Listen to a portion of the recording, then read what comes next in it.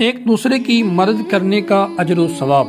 حضرت ابو ہریرہ بیان کرتے ہیں کہ نبی علیہ الصلوۃ والسلام نے فرمایا، جو شخص کسی مومن سے دنیا کی کوئی سختی دور کرتا ہے تو اللہ تبارک و تعالیٰ اس کے بدلے آخرت کی سختیوں میں سے اس کے لیے جو سختی ہوتی ہے وہ ایک سختی دور فرما دیتا ہے۔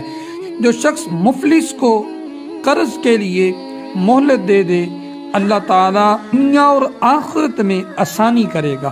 جو شخص کسی مسلمان کا عیب چھپائے گا، اللہ تعالیٰ دنیا و آخرت میں اس کے عیب چھپائے گا۔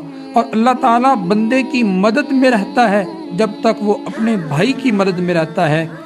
جو شخص دین کے علم حاصل کرنے کی راہ پر چلتا ہے، اللہ تعالیٰ اس کے لیے جنت کا راستہ آسان کر دیتا ہے۔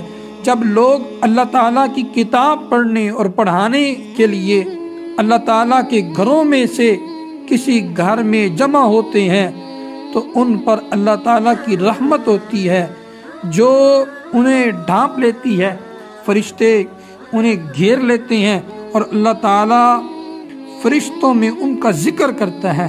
سبحان اللہ۔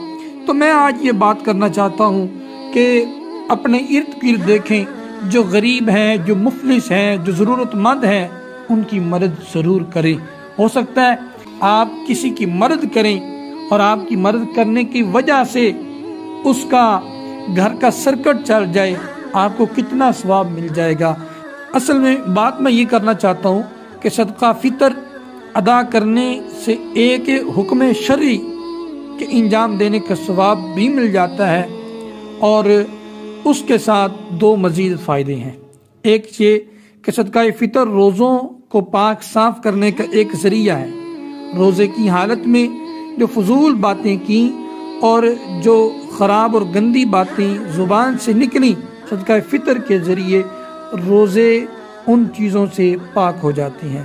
دوسرا فائدہ یہ ہے کہ عید کے دن ناداروں اور مسکینوں کی خوراک کا انتظام ہو جاتا ہے، اور اسی لیے عید کی نماز کو جانے سے پہلے صدقہ فطر ادا کرنے کا حکم دیا گیا ہے۔ دیکھو کتنا سستا سودا ہے، محض تھوڑا سا صدقہ کرنے سے 30 روزوں کی پاکیزگی کا سما ہو جاتا ہے۔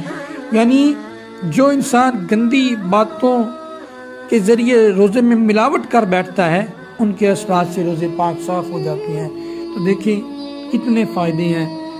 ابھی سے ہی کسی غریب مسکین کو دے دو۔ ہو سکتا ہے کسی کا غریب بچہ اپنے باپ کی طرف دیکھ رہا ہو کہ سب عید کی تیاریاں کر رہی ہیں اور میرے باپ نے مجھے نہیں کہا کہ بیٹا آ میں بھی تجھے کوئی سامان لے دوں، تجھے میں بھی عید کی شاپنگ کروا دوں۔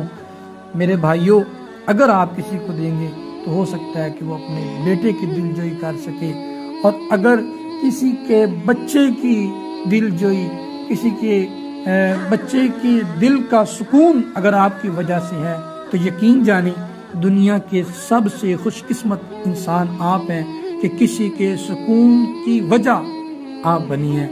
تو یقین جانیں اس کی دنیا میں بھی بہت فائدے ہیں، آخرت میں بھی بہت فائدے ہیں۔ اس پر ضرور عمل کریے۔ ذہنی، قلبی، جسمانی، روحانی ہر طرح کا سکون آپ محسوس کریں گے۔